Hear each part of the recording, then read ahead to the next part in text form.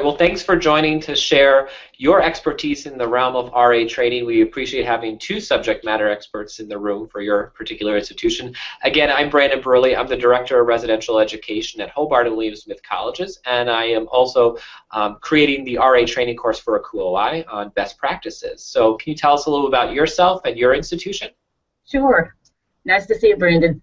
I'm Joanne Goldwater. I'm the Associate Dean of Students and Director of Residence Life here at St. Mary's College of Maryland. We are a public liberal arts honors college located in southern Maryland, about 70 miles southeast of Washington, D.C.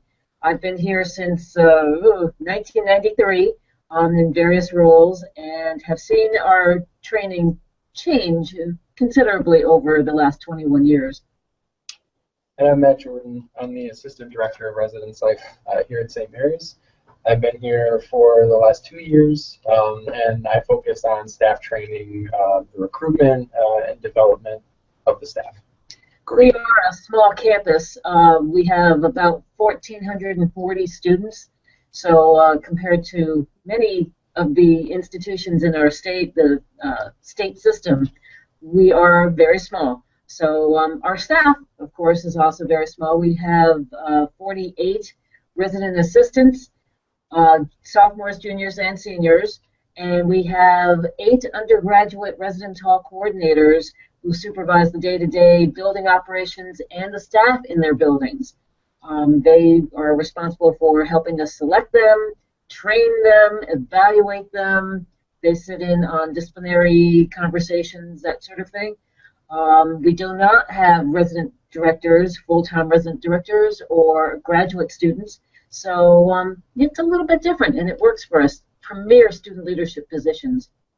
Absolutely, and I guess it will also serve as a segue for students who are interested in student affairs but might not know whether or not they want to go to grad school or know what their next step quite is. Exactly. Yep. Great. Well, you mentioned there are plenty of changes that have happened over the past 20 or so years in the realm of RA training. How have you seen the program evolve at your institution?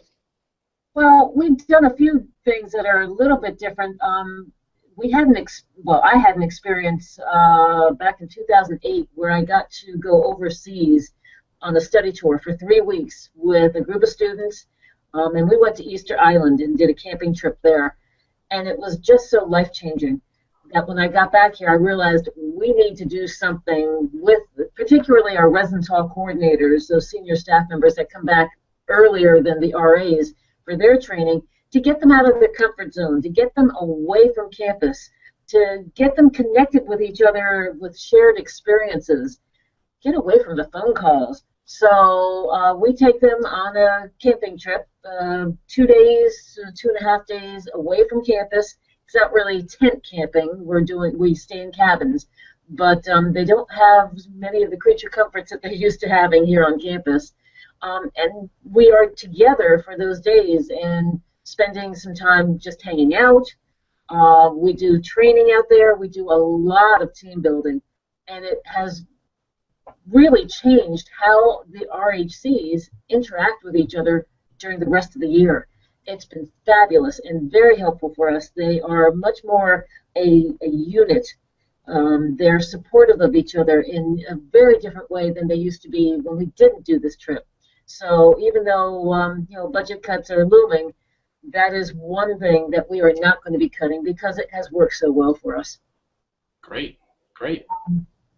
Matt's been involved with doing a lot with getting me into the 21st century with lots of different ways of making sure that our training is very interactive and incorporating lots of other people.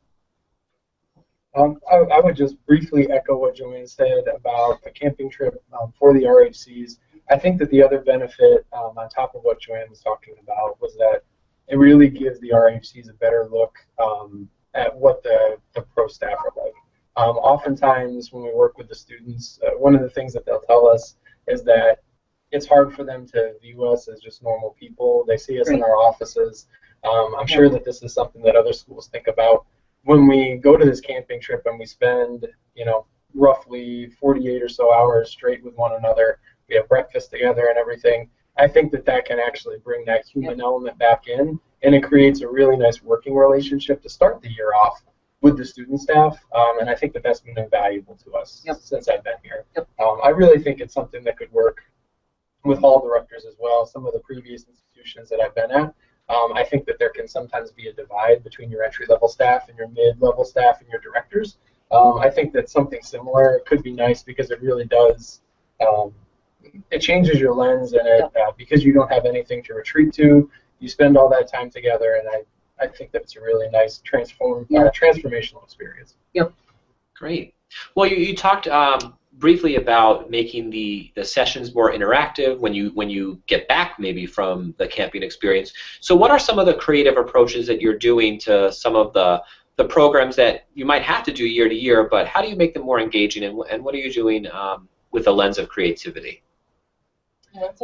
Sure.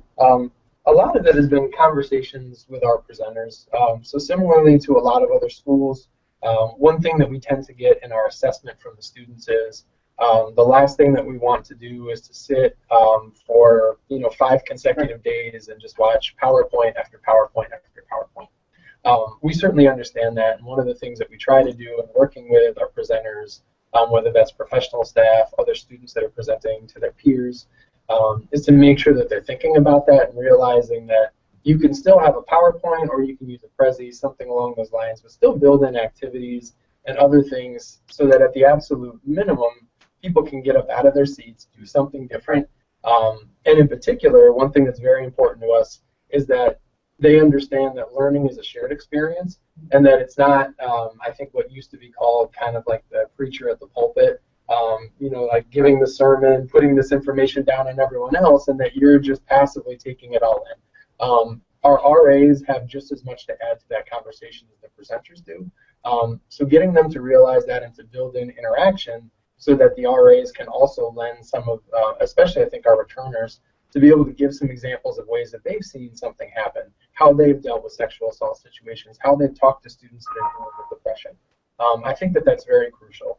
So we start that by really having conversations and getting folks to think past the basic PowerPoint and to build in activities, whatever that is, based on their particular presentation. So sometimes that's, let's have questions and get people to stand up and go to other sides of the room and discuss where they stand on that particular issue. In some cases, that's case studies, getting them to actually look at a particular situation and then talk about how this would work for them if they were in that situation. And particularly with that one, because we have 2 different types of housing on our campus, we've got our traditional style, the double-loaded corridors, the gang-style bathrooms, and then we have our non-traditional style housing with suites, apartments, and townhouses on the north side of our campus. That lends itself to very different conversations between the 2 different types of staff that we've got.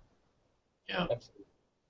Yeah, I think one of the things we did in the course actually is we share different suggestions for different room setups. So what type of activities you can have in rooms that are circle tables with chairs around versus an auditorium style, and a lot of people weren't necessarily thinking about how their room setup translates to the activities they were going to have in that room. So great. So you have all these activities, and it seems like the students are engaged and are getting information and sharing information. How do you assess at the end of your 5 or 6 days that your outcomes have been achieved? That has, again, used technology very well for that. So SurveyMonkey is our friend. So I don't know that we're doing anything that's particularly advanced in terms of the assessment, but one thing that's very important is that the staff understand that whatever concerns, whatever advice they have to give to the process, that's something that's going to be heard and that we're actually going to make changes based on that. So what I've found is you can send out a survey to folks and ask them all these questions, specific questions, to make sure that your outcomes have been achieved, but they need to know that there's actually going to be change that will happen based on their feedback. So I try to reinforce that consistently with them and thank them for their assessment, and then actually point out changes in the next training that happen because of their assessment. I think that that's critical so that they realize that they are making an impact, and that actually gives them even more incentive to tell you how they really feel when they're in that assessment. The basic, we use all basic forms that I think most folks do. There's informal assessment where we actually sit down and have face-to-face discussions with the student staff. in particular with our RHCs, to see what they think about training. This usually happens in the first meeting right after training so that we can get a real sense right after they just got out of the experience. What did you think about this? What did your staffs think about this? And then, of course, there's the more formal. We use SurveyMonkey. I try to keep it as short as possible, but this is a mixed method. We'll go through and we'll give them opportunities to actually be able to type in their responses, in paragraph format. And then, of course, we use the same Likert scales that everyone else does to try to get an understanding of, based on what we told you was going to happen in the session, did it actually happen? And the two basic ways that we go through that are asking them how they, what they thought of the presenter and the presentation itself, and then we give them an opportunity to judge the materials as well. Did they utilize their PowerPoint effectively? Was it too busy? If they actually handed you materials, were they helpful? All these different things so that we can get two different views at, did the presenter do a good job, and were the actual technology and the materials helpful as well? Sometimes we have presenters that are really engaging and great, but they're not doing a good job on the other side with their materials and their actual technology.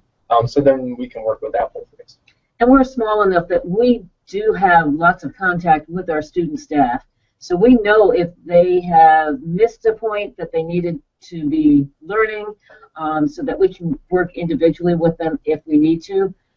Part of what we do at mid-year training is to follow up on what might have been a weakness during August training, so that we can make sure that we're keeping up with what's going on with our student staff.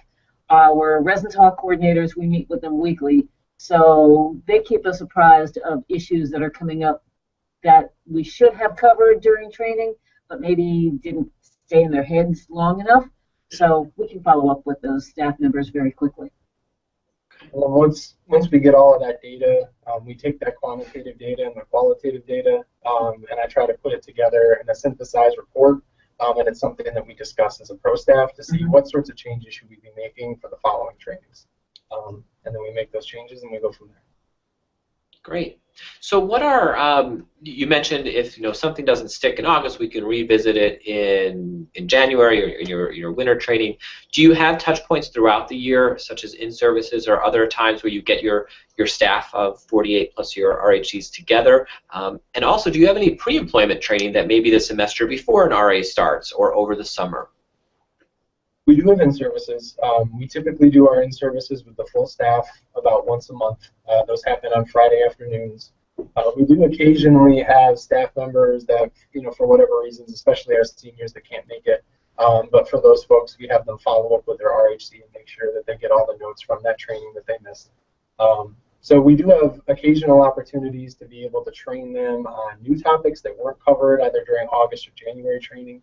But I think this is also a really good opportunity to remind them of all the things that are going on in the housing realm of what we do. And our Associate Director, Derek Young, takes a lot of these opportunities to make sure that they understand what's going on, in particular, any changes that we're using through our online residence system to be able to work with our residents. It also gives us the opportunity to provide clarification. We've done that in the past where something came up during training in August that clearly we did not meet the mark. So we're able to follow up, particularly in the September and October in-services, to make sure that we clarify for the staff and provide additional training as needed. So that's been very helpful for us. One of the things that comes up in the assessment, I think for a lot of schools, is that when our staff comes back, in particular in August, and they go through, what feels like, especially I think for a 19, 20-year-old, an extensively long training. They have very long days. Oftentimes they tell us in the assessment, it's too long. You have to try to make it shorter. One direction that we're going in that I think a lot of other institutions are moving in is trying to move some of that training into an online format that they can work on their own time over the summer, so that we can actually synthesize some of that training into shorter sessions when they come back in August. And that's something that we've been working on over the past 2 years. The online training that we have right now is, I think a little rudimentary. We're using the Blackboard system that they have through their academics, and we've created an online training that is, at this point, I think pretty neat.